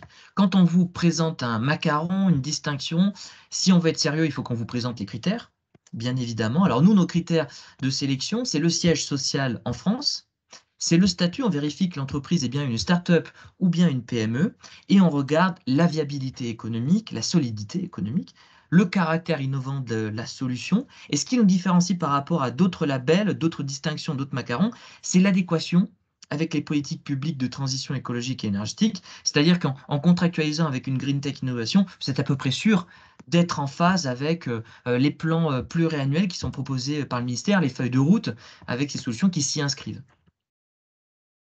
Tac. Alors, quelques success stories, bien évidemment, c'est absolument pas exhaustif. Toutes les entreprises Green Tech Innovation sont géniales, si je puis dire. Mais c'était simplement pour amener un petit peu de concret dans la présentation. Voilà, quelques solutions que vous pouvez retrouver dans notre annuaire. Par exemple, pour la gestion des déchets, vous allez trouver Unico qui propose une solution logicielle pour optimiser la collecte des biodéchets dans les territoires, justement pour diminuer les émissions de gaz à effet de serre et pour rendre la collecte un peu plus interactive avec les citoyens qui peuvent faire des alertes. Et donc, on lutte contre les décharges sauvages, donc, par exemple. Pour les énergies renouvelables, vous avez Géosophie qui propose une solution très intéressante. Pour la logistique urbaine durable, aussi un gros sujet qui prend de plus en plus d'ampleur, par exemple Cariole, mais que vous connaissez très certainement, qui fait partie de notre vivier de solutions, qui propose ce déplacement de marchandises par l'électrique. Et puis pour l'aménagement du territoire et la revégétalisation des collectivités territoriales, et ben on a par exemple Source Urbaine qui propose de récupérer l'eau de pluie localement. On a un sujet de la collecte très local de l'eau de pluie pour venir irriguer la nature en ville petit à petit et donc avoir des solutions de nature plus résilientes face aux canicules qui arrivent de plus en plus. Voilà quelques exemples. Alors nous, au-delà du macaron qu'on propose aux entreprises, les entreprises bénéficient d'une offre d'accompagnement, ouais, c'est ça, une offre d'accompagnement, pardon, gratuite, où elles vont pouvoir profiter d'accompagnement sur la visibilité, de profiter de la visibilité des canaux de communication ministériels par les réseaux sociaux, notre newsletter, des outils digitaux qu'on va mettre à disposition des entreprises Green Tech Innovation. On fait une partie sur le commercial et réseau, on met en relation ces startups avec l'écosystème. Par exemple, on peut organiser des pitchs investisseurs, on peut être présent sur des salons et donc profiter et leur permettre un petit peu de la mise en visibilité. Et puis, il y a une grosse partie de notre accompagnement qui est autour de la commande publique, c'est-à-dire le soutien à l'accès au marché public. Et alors, pourquoi on focalise beaucoup notre action sur la commande publique?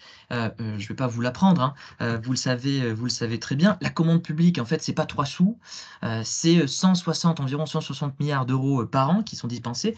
Donc, ça veut dire que c'est un levier d'action qui est majeur pour la transition écologique. Si on achetait tous durables, innovants, de solutions nouvelles, on pourrait accélérer d'autant plus la transition écologique. Alors après, il y a des freins, hein, bien évidemment, que nous, on a en connaissance, mais ça veut dire, quoi qu'il arrive, que c'est un levier d'action qui est assez intéressant à travailler. Et puis au-delà de ça, les achats publics qui structurent les modes de vie. C'est pour ça que c'est un levier majeur. Moi, je peux mourir d'envie de faire du vélo. Si j'ai pas dans ma collectivité des investissements pour des pistes cyclables qui mappent le territoire de manière presque globale, et puis surtout de sécuriser.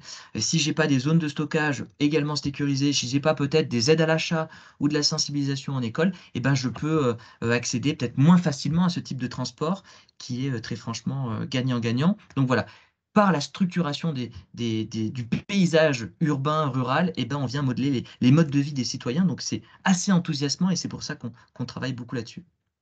Alors nous, on se situe un petit peu entre les deux, c'est-à-dire que pour les startups et les PME, on aide justement à cet accès au marché public en France, et pour les acheteurs publics, on aide à accéder à ces solutions innovantes et durables qui est parfois difficile à trouver.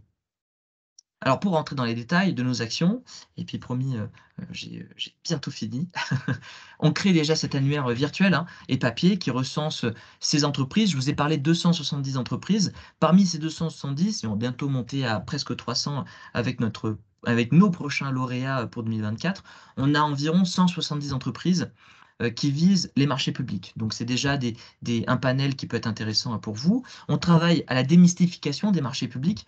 On organise avec les entreprises des rencontres personnalisées, des webinaires, des formations courtes au marché public de l'innovation. On aide les entreprises à justifier de leur caractère innovant, pareil, en récupérant le faisceau d'indices qui est présent dans le précédent guide et qui va bientôt être actualisé. Et puis, on aide à la recherche de territoires potentiels, trouver les bons contacts, qui est aussi un petit sujet, et puis la mise en relation avec les pouvoirs publics. Et puis, on participe à de nombreux événements français pour favoriser justement ces rencontres, où on vient finalement à votre rencontre pour favoriser ces échanges entre acteurs publics et privés. Donc, on a participé par exemple au Salon des maires l'année dernière avec quelques entreprises qui sont venues pour présenter leurs solutions.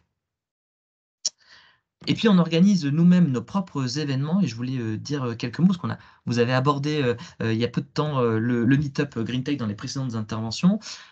Nous, on organise 2 formats d'événements qui peuvent vous intéresser. Le premier, c'est les rencontres des décideurs Green Tech. L'objectif, c'est de partir dans un territoire, de recueillir les besoins d'achat, donc un segment d'achat du territoire, et d'en faire un événement de filière pour favoriser ces rencontres publiques-privées favoriser pour les collectivités ce sourcing qui est parfois un petit peu fastidieux. Et donc, les prochaines rencontres des listeurs Green Tech qui sont prévues, fin juin, on est en train de caler la date, ce sera dans le département de l'Aude, autour de la transition écologique dans les territoires ruraux. Donc là, on aborderait plusieurs sujets, hein, la rénovation des bâtiments, les mobilités, etc. Et puis, 3, 4 et 5 juin 2024, à Biarritz, pour aborder les enjeux nombreux de l'adaptation au changement climatique pour les régions côtières. Donc, mettre en avant finalement ces régions côtières qui innovent, qui achètent des solutions innovantes et durables pour justement s'adapter, anticiper l'avenir. Et donc cet événement-là, vous avez systématiquement des tables rondes d'experts, des stands de start-up pour venir à la rencontre des démonstrateurs, et puis des rendez-vous d'affaires qui sont permis. C'est des vrais événements business. C'est pas des salons simplement pour se promener et récupérer quelques flyers. L'idée, c'est d'en profiter pour faire des rencontres business avec des entreprises locales et à l'échelle nationale. Et puis le deuxième type, et donc toutes ces infos, pardon, sont présentes sur notre newsletter et je vous pousse à vous abonner. Et puis pour pas louper l'info, et puis le deuxième type d'événement, c'est le Meetup Green Tech, qui est notre événement annuel majeur qui vise à rassembler l'écosystème Green Tech en France, pardon. Et puis on avait une place importante qui avait été mise l'année dernière sur les marchés publics. Donc on a organisé des séquences de pitch inversées pour que ce soit non pas l'entreprise qui vient pitcher sa solution, mais plutôt la collectivité territoriale qui vient pitcher ses prévisions d'achat, ses prévisions d'investissement, ses prochains besoins devant les entreprises de l'écosystème Green Tech. Donc ça, c'est un challenge et un jeu assez intéressant à faire. Et si vous êtes intéressé par ce type de format, eh ben, n'hésitez pas à me contacter. Généralement, le Meetup, c'est toujours sur le dernier trimestre 2000, enfin, à chaque année, pardon. Donc c'est ce qu'on vise pour 2024. Et pour le moment, c'est pas encore booké. Donc si ce challenge vous intéresse, foncez. Et puis on a organisé pas mal de tables rondes, effectivement, pour mettre en avant aussi des collectivités territoriales qui se sont engagées, mettre en avant des coopérations publiques-privées. Et la dernière démarche que je voulais vous présenter, avant de parler des marchés d'innovation, c'est la démarche des Leading Lab Green Tech que l'on porte, pareil, hein, pour stimuler les achats publics dans les territoires, où l'objectif, on est parti du constat, hein, les acheteurs publics, et ça paraît assez logique, hein, viennent d'abord regarder les solutions qui existent à l'échelle locale. Et donc, ça valait le coup d'imaginer des espaces à résidence pour entreprises, mais spécialement dédiés sur la commande publique, pour avoir ces liens forts entre les acheteurs publics locaux, les entreprises locales, pour justement favoriser ces expérimentations, ces marchés d'innovation.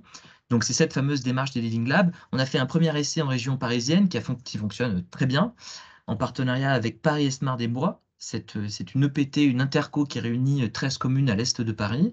Et donc, on a ce fameux Leading Lab qui, aujourd'hui, accueille 4 entreprises, mais on a encore de la place, on va accueillir encore quelques entreprises très prochainement, et qui travaille sur tout un tas de sujets différents et qui est intéressé le territoire proche, mais qui se destine à toute la région parisienne, bien évidemment, et au-delà.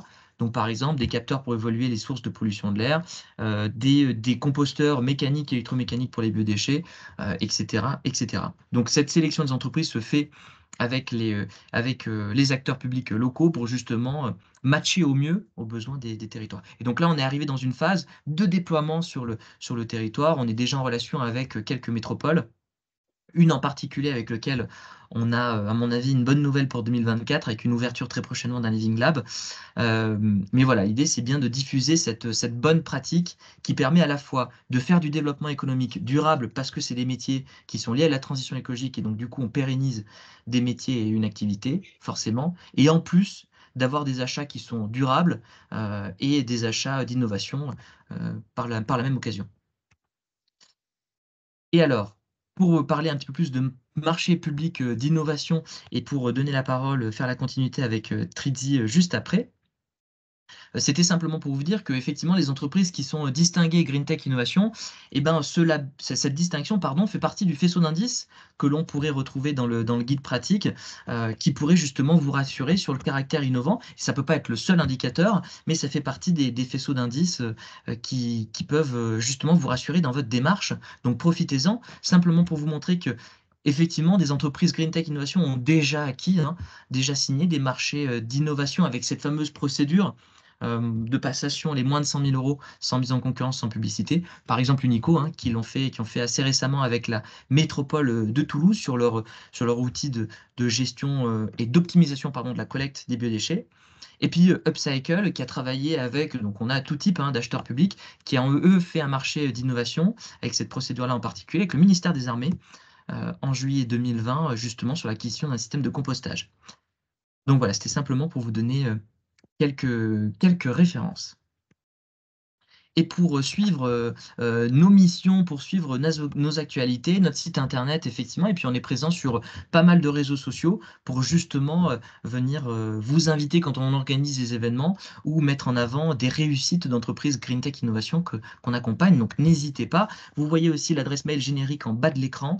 Et là, on reste à votre disposition pour répondre à toutes vos questions. N'hésitez pas, même si vous êtes demandeur d'annuaires, par exemple, spécifiques d'entreprises Green Tech Innovation sur une thématique en particulier, on peut le faire de bon cœur. Donc voilà, l'objectif, c'est bien d'être un soutien pour vous dans vos procédures d'achat par le biais de cette mise en avant d'entreprise. Et j'en ai fini. Clac. Alors, je vais peut-être aller un petit peu vite. C'était sportif, c'était dense. Mais Anaël, comme tu préfères, est-ce qu'on bascule directement sur l'entreprise pour avoir un retour d'expérience très concret, puis on prend des questions par la suite, ou est-ce qu'on les prend tout de suite? Écoutez, moi je vous propose qu'on continue si vous le souhaitez, étant donné que pour l'instant on n'a pas trop de questions. Et Donc puis on fait un package à allez-y. la fin. Super. Et bah du coup, Romain, on te laisse la parole. Eh ben, c'est parti. Bonjour à tous. Alors, je vais partager mon écran aussi. Hop. Donc l'objectif, c'était d'avoir, et merci encore Romain pour ta présence, d'avoir un retour d'expérience d'une entreprise Green Tech Innovation qui a pu actionner cette procédure de passation des moins de 100 000 avec un territoire en particulier que je ne spoile pas. Je te laisse, Romain, Alors, présenter tout ça. oui, ça marche. Je vais même en présenter plusieurs du coup. Ah, Déjà, super. merci Anaël et David pour l'opportunité. C'était en tout cas les présentations précédentes étaient très intéressantes, même du coup à mon point de vue côté entreprise. Et justement, j'ai essayé de vous apporter cette vision d'un point de vue entreprise sur comment se déroulent ces achats innovants. Quelques mots sur Trizy, qui on est et ce qu'on fait. Donc moi, je suis Romain Bouillet, le fondateur et dirigeant de Trizy. Donc c'est une startup qui est basée à Angoulême, qui crée des outils de sensibilisation à la réduction des déchets. Alors, la photo est plus tout à fait à jour. On est 10 maintenant dans l'équipe. Donc, comme vous l'aurez compris, comme David l'a rappelé, on est effectivement labellisé Green Tech Innovation depuis septembre 2020. On est aussi référencé par le GAP. Et du coup, c'est vrai qu'on n'a pas forcément beaucoup activé le GAP de par la facilité de passer par l'achat innovant, justement. Et c'était une des questions qui est d'ailleurs en début de webinaire, on est aussi agréé ESUS. Donc voilà, c'est complètement compatible d'activer cet achat innovant tout en étant agréé ESUS. Voilà, on travaille aujourd'hui avec une petite cinquantaine de collectivités un petit peu partout en France. On travaille avec quelques entreprises, mais voilà, principalement, majoritairement avec des collectivités pour présenter rapidement nos outils. Comme je disais, donc nous, on crée des outils de sensibilisation à la gestion et à la réduction des déchets, avec notamment un outil digital, donc une application ou un module qu'on déploie sur les sites internet des collectivités pour venir guider les habitants au quotidien sur la gestion de leurs déchets, avec notamment un module de consigne de tri, où là, on va avoir plus de 3500 déchets qui sont reconnus par notre module pour guider les habitants de manière personnalisée pour chaque territoire qu'on accompagne, la bonne couleur de bac, la bonne consigne de tri, les bonnes alternatives qui puissent exister, etc. On a tout un pilier, un volet autour du réemploi et de l'économie circulaire. On fait un travail de fourmi pour identifier, en collaboration avec les collectivités, les structures qui sont présentes à l'échelle du territoire, qui peuvent collecter et réemployer des matériaux, des déchets, des objets, etc., pour leur donner une seconde vie et les proposer en tant qu'alternative directement aux habitants, plutôt que de se rendre dans une déchetterie quand on a un canapé qui peut encore servir. On va préférer l'orienter vers une ressourcerie, par exemple. Et également beaucoup de contenu qu'on va être amené à créer, à mettre en avant sur notre outil, des tutos, des vidéos, des astuces, do it yourself, zéro déchet, etc., etc. Donc ça, voilà, c'est un outil qu'on déploie sur les canaux digitaux des collectivités, ou aussi via notre application mobile. Et en parallèle de ça, on a un autre outil.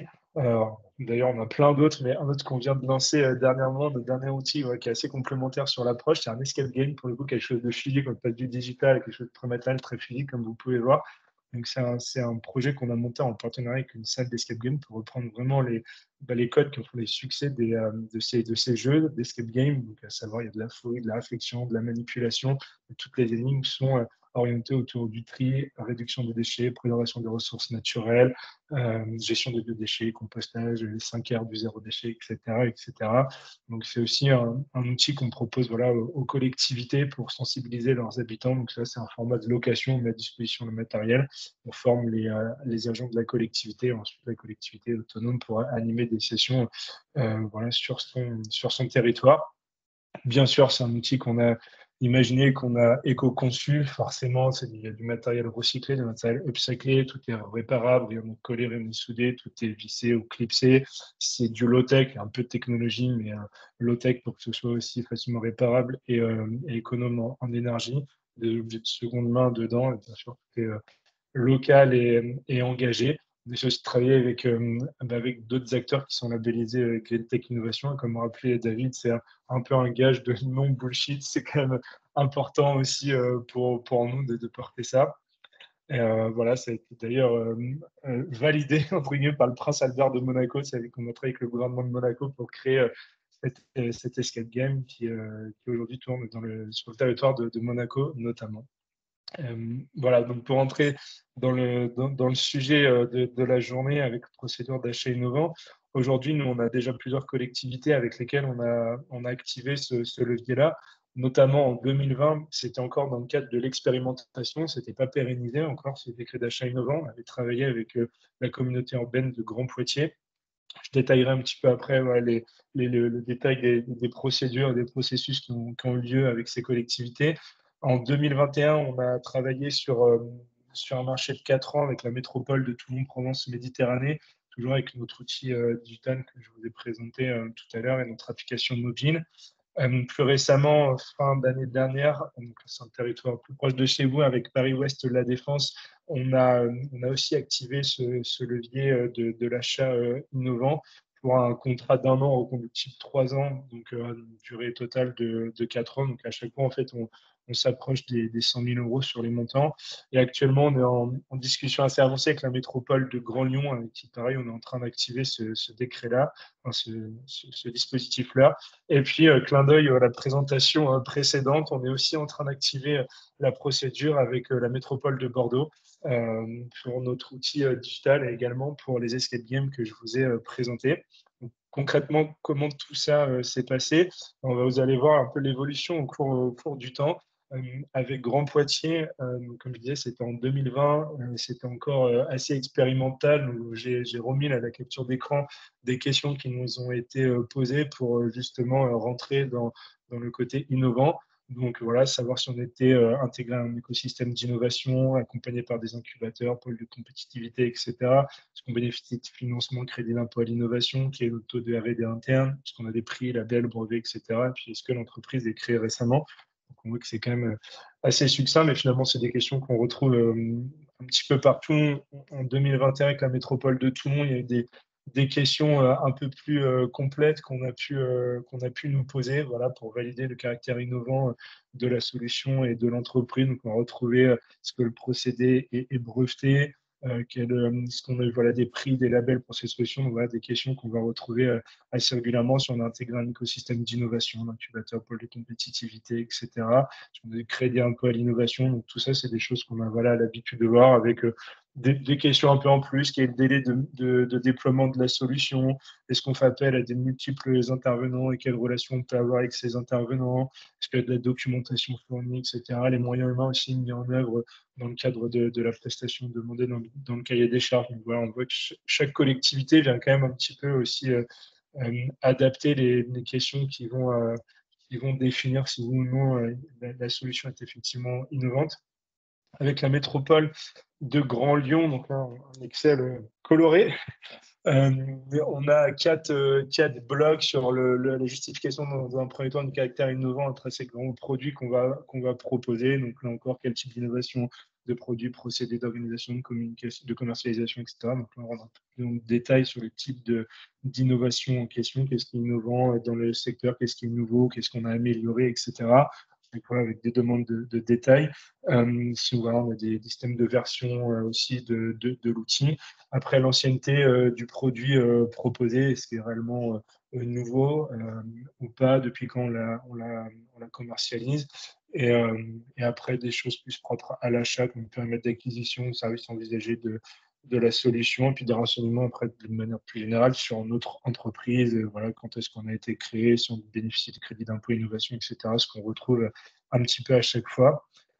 Ensuite, une grille que vous avez vue il y a quelques minutes, donc présentée par Mustapha et Fabien de Bordeaux Métropole. Donc effectivement, je l'ai reçu avant-hier, voilà, de mes interlocuteurs de Bordeaux Métropole avec qui on est en train de monter la procédure. Donc voilà, je confirme, effectivement, c'est bien cette grille qui est utilisée, qu'on est en train de remplir justement avec les personnes, voilà, côté métier, donc avec la direction des déchets. Donc on est en train de faire ce travail voilà, pour remplir toutes les cases le mieux possible. Donc voilà, on retrouve des choses qui sont toujours assez plus ou moins similaires.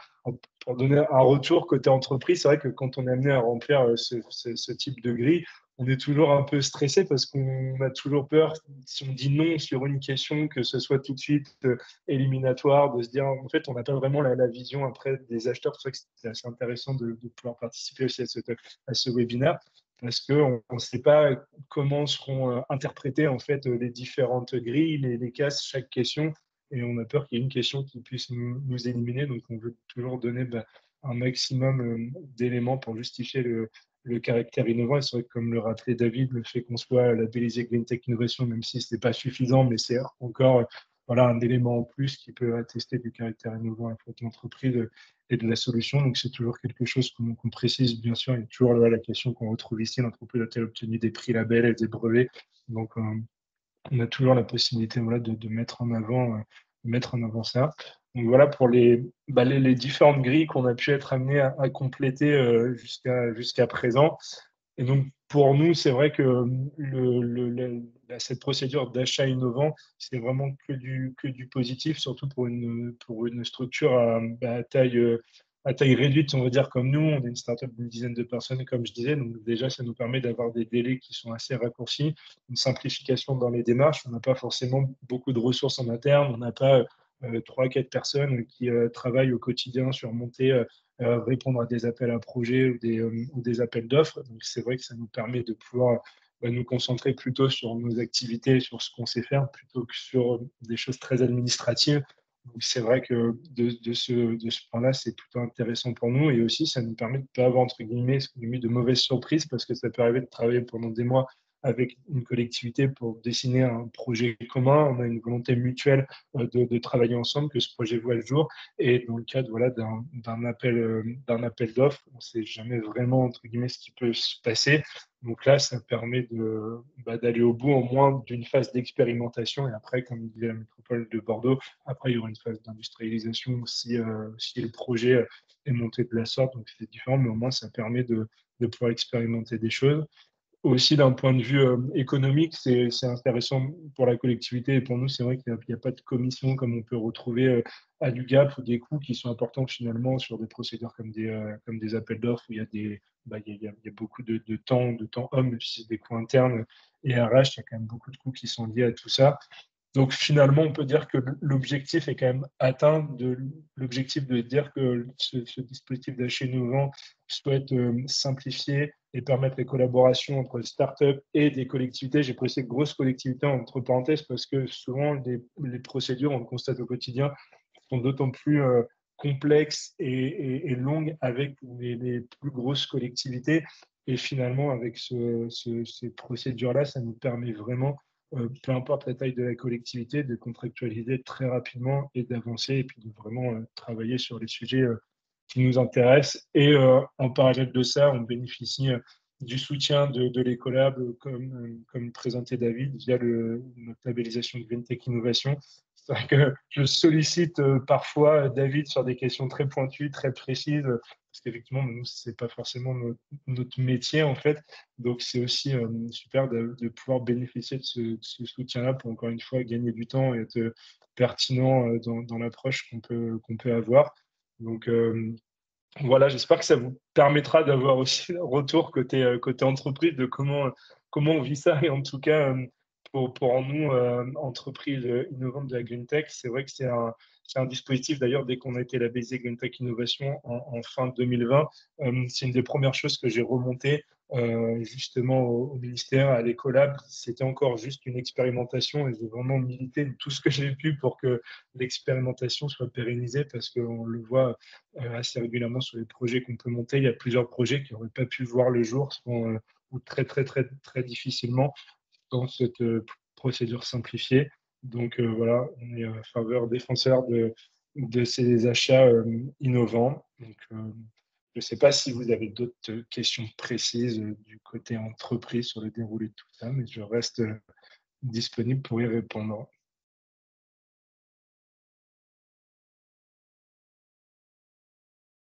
Merci beaucoup à tous les deux pour la présentation. Celles et ceux qui peuvent avoir des questions, veulent prendre la parole, n'hésitez pas, c'est le moment, puisque nous avons terminé l'atelier en tout cas, on a terminé les interventions. Donc, libre à vous de poser des questions, faire des remarques. C'est le moment. Oui, profitez-en. Et peut-être pour faire un ajout, ce qui est intéressant, je vois qu'il y a des questions qui arrivent. C'est pour Bordeaux. Ce qui est intéressant, c'est effectivement, il existe une procédure, et en particulier la procédure de passation qui est de moins de 100 000, qui est un bel outil aussi pour vous simplifier la vie en tant qu'acheteur et contractualiser plus vite avec des entreprises françaises qui s'engagent. Et l'idée, c'est bien beau d'avoir la procédure de passation, il faut aussi trouver les solutions qui matchent bien avec cette procédure. Et c'est tout le travail de Green Tech Innovation, de trouver les entreprises innovantes et tant qu'à faire durables, faisons une pierre deux coups qui pourrait s'inscrire dans cette procédure. Donc voilà, profitez-en. Et merci encore Romain pour ton témoignage. Je vais répondre sur la question. Non, allez-y. Oui, sur la question du caractère rédhibitoire pour caractériser un achat innovant. Il n'y a pas de caractère rédhibitoire, c'est vraiment au cas par cas. Nous, on analyse les faisceaux d'indices. C'est pas parce que vous ne remplissez pas une case du faisceau d'indices que votre achat, ou même 2 cases, ou même 3 cases, votre achat ne peut pas être qualifié d'innovant. C'est vraiment au cas par cas. Sur, par exemple, l'exemple que je vous ai donné sur l'innovation sociale par rapport au relevé par drone, effectivement, on n'a que la partie droite qui était remplie. Et on a caractérisé sur la base de l'innovation sociale cet achat d'innovant. Donc voilà, c'est pas peine perdue. Il faut remplir le faisceau d'indices et ça s'analyse au cas par cas. Voilà, il n'y a pas de règles, il n'y a pas de choses qui sont rédhibitoires, éliminatoires d'emblée. Je ne sais pas si j'ai répondu à la question.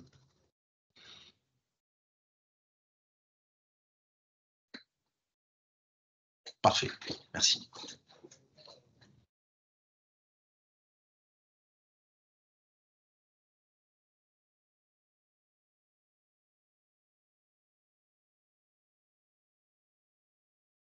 En tout cas, si jamais vous avez des questions qui vous viennent plus tard, n'hésitez pas à nous les communiquer et on fera le lien avec les intervenants et intervenantes si nécessaire. Et puis, il nous restait 20 minutes, mais a priori, on a fait assez Juste, rapidement. Anaëlle, pour revenir Oui, sur, excuse-moi Anaëlle, c'était Erika, sur je la t'en prie. question de quelqu'un, alors que la personne peut préciser sur le fait d'insérer une clause d'insertion linguistique au français dans tous les dispositifs, plan, outils d'innovation. Si la personne qui a posé cette question pouvait préciser pour qu'on puisse vous apporter une réponse. Là, je pense qu'on est sur la partie innovation sociale plutôt.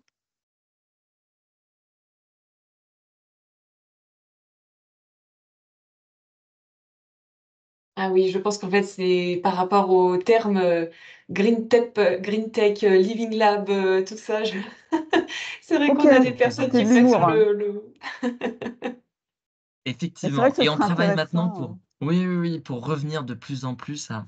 Et c'est vrai qu'on est dans l'écosystème startup, alors on est parfois tenté à utiliser ces termes-là, mais on fait très attention à mettre en avant le français plus plus. Par contre, ce serait intéressant de peut-être, là, il y a une green tech, une social tech, ou je ne sais pas comment dire. Parce que voilà, quand on travaille sur le volet social des achats responsables, c'est vrai que je pense qu'il y y a des choses à faire et tant qu'à faire, de faire matcher l'environnemental et le social au niveau de l'innovation, c'est intéressant. Enfin bon, c'est ce que Bordeaux a déjà initié avec marché d'innovation et marché réservé, mais ouais, je pense qu'il y a aussi, il y a des demandes, un côté, voilà, facilitateur. Ce matin, voilà, juste une parenthèse, voilà, il y avait un atelier, achat, socialement responsable. Effectivement, il y a côté facilitateur de la demande pour aller plus vers, des clauses un peu innovantes en termes social. Donc, ça fait aussi un peu le lien et avec le côté environnemental. Et donc là, vous, David, c'est tout à l'heure, vous disiez une distinction.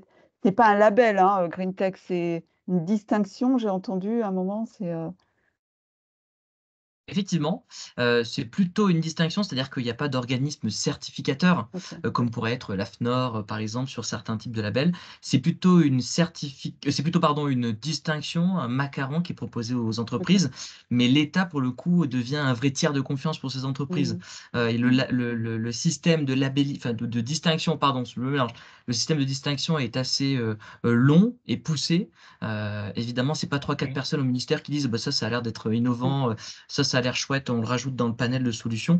Pour vous donner un ordre d'idée, on reçoit plus de 150 candidatures chaque année, ce qui est un bel indicateur du dynamisme, et on n'en sélectionne qu'une vingtaine, voire 25, donc il y a un sacré tri. Si on a par exemple une solution sur les mobilités, qui peut être low-tech, qui peut être high-tech ou high-tech, j'aime bien ce terme-là d'utiliser la bonne technologie, et ben on va passer directement dans la direction générale métier de notre côté au ministère, qui sont à l'origine des plans pluriannuels, des feuilles de route. Eux vont nous dire si c'est en adéquation avec les politiques publiques actuelles et qui vont arriver. Et puis après, on pousse les dossiers de candidature dans les pôles de compétitivité, dans les incubateurs que nous, on accompagne et qui font partie de nos réseaux. Qui vont nous dire justement si ça effectivement c'est innovant ou ça ne l'est pas, ça c'est déjà utilisé massivement ou non, ou est-ce que ça répond à un besoin de territoire. Et à partir de voilà, tous ces indicateurs, on vient sélectionner les meilleurs des meilleurs qui passent ensuite en jury au ministère pour avoir après la distinction ou non. Donc voilà, c'est assez long et on se veut et on se doit d'être sérieux dans cette distinction. Merci. Je confirme, il y a plein d'étapes. C'est le Graal à la fin. Ouais. Hop, et je vous partage directement le lien dans le chat pour trouver effectivement notre annuaire. Hop, le lien direct. Mais sur notre site Green Tech Innovation, vous avez dans le bandeau Startup et PME et vous tombez sur notre annuaire, mais je vous bascule le lien.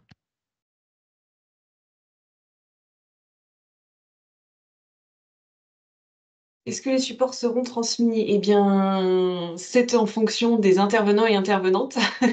Je pense que oui, en général, c'est la pratique qui se fait, mais en tout cas, ce qui est certain, Pas de c'est que vous souci. aurez le replay. Bon, super, merci. Donc, vous aurez le replay et les supports en ligne. Pas de souci.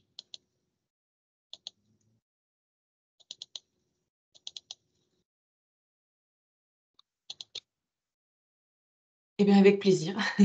Donc merci, à toutes et tous, d'être venus. Un grand merci à nos intervenantes et intervenants pour, la richesse, des présentations. On en a vraiment appris beaucoup aujourd'hui. On a hâte, de voir sortir le guide, donc on attend d'ici la fin de la semaine, hein, on croise les doigts. Et puis, de toute façon, nos autres intervenants étaient contributeurs du guide, donc vraiment on va vous retrouver, d'une manière ou d'une autre, dans ce guide, c'est formidable. Voilà, donc un grand merci à tout le monde et on vous dit à bientôt pour le prochain atelier, qui devrait avoir lieu fin juin, et qui devrait porter sur, la charte et le label relations fournisseurs et achats responsables. Mais vous en saurez plus, dans notre newsletter et sur nos réseaux, bien sûr. Merci Merci beaucoup, à tout le Anne. monde et à bientôt. Merci, à bientôt. Très bonne journée. Merci Bonne beaucoup. fin de Au journée. revoir et bonne Et journée. au Au revoir. revoir.